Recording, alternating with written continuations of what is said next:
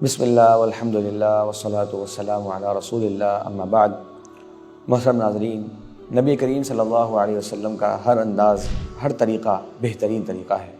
اللہ تبارک و تعالی نے آپ کو کامل ترین انسان بنایا، تو جو بھی آپ کی تعلیمات ہمیں ملتی ہیں دین دنیا کے کسی بھی موضوع سے متعلق، ہم سب کے لیے اس میں بہترین نمونہ اسوہ حسنہ موجود ہے۔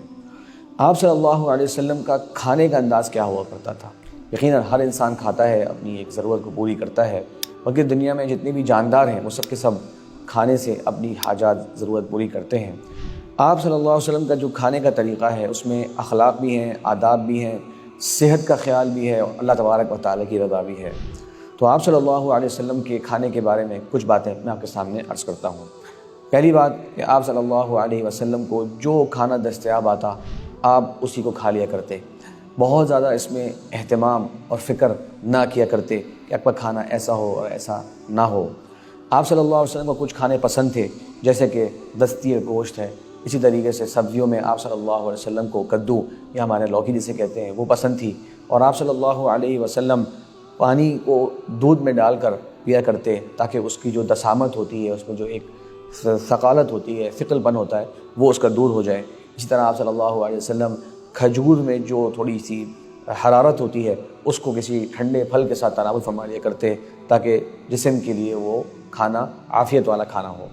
اسی طرح آپ صلی اللہ علیہ وسلم کھانے کا آغاز بسم اللہ سے کرتے، اور اتنا ہی پڑھنا چاہیے، بسم اللہ، اور جو آپ کے سامنے ہوتا آپ سامنے سے کھاتے، اور آپ صلی اللہ علیہ وسلم کھانے کو دیکھ کر کھاتے، اور جب کھانا ختم کر لیتے تو آپ اللہ کا شکر ادا کرتے، اللہ کی حمد و ثنا بیان کرتے، اور بہت ساری دعائیں ہیں جن میں سے ایک دعا الحمدللہ الذی اطعمنی ھذا ورزقنیہ من غیر حول منی ولا قوہ،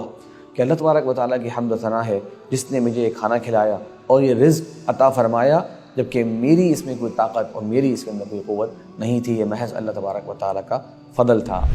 اسی طرح آپ صلی اللہ علیہ وسلم جب پانی پیا کرتے تو پانی کو 3 سانسوں میں پیا کرتے، اور پانی کے برتن میں سانس نہیں لیا کرتے، تو یہ انتہائی زیادہ صفائی اور انتہائی زیادہ ہائیجین کے جس طرح کے اصول آج کے زمانے میں بتائے جاتے ہیں اس کے مطابق آپ صلی اللہ علیہ وسلم کے کھانے ہوا کرتے۔ آپ صلی اللہ علیہ وسلم نے ایمان والوں کو ایک بڑی اہم وصیت فرمائی کھانے کے تعلق سے۔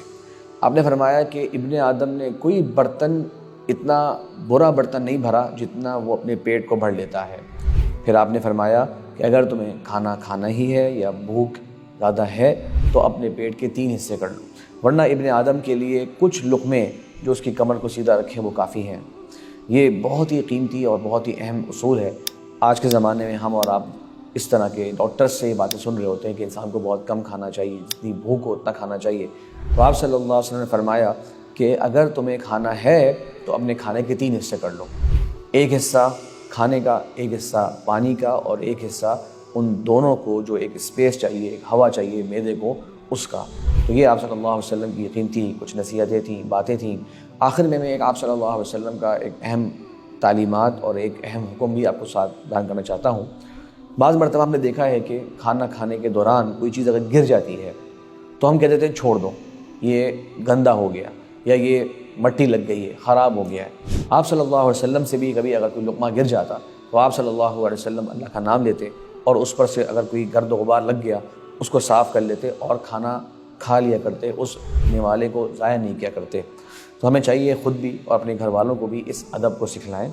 اور اگر ایک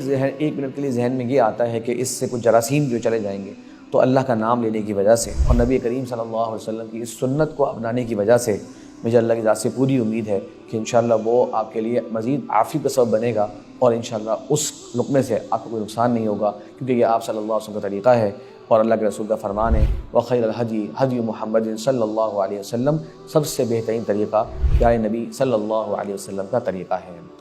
اسی پر اتفاق کرتے ہیں۔ اللہ سے دعا ہے کہ اللہ تبارک و تعالی ہم سب کو آپ صلی اللہ علیہ وسلم کی تعلیمات کو زندگی کے تمام شعبوں میں اپنانے کی توفیق عطا فرمائے اور ان سنتوں پر عمل کرنے کی توفیق عطا فرمائے۔ وآخر دعوانا ان الحمد للہ رب العالمین۔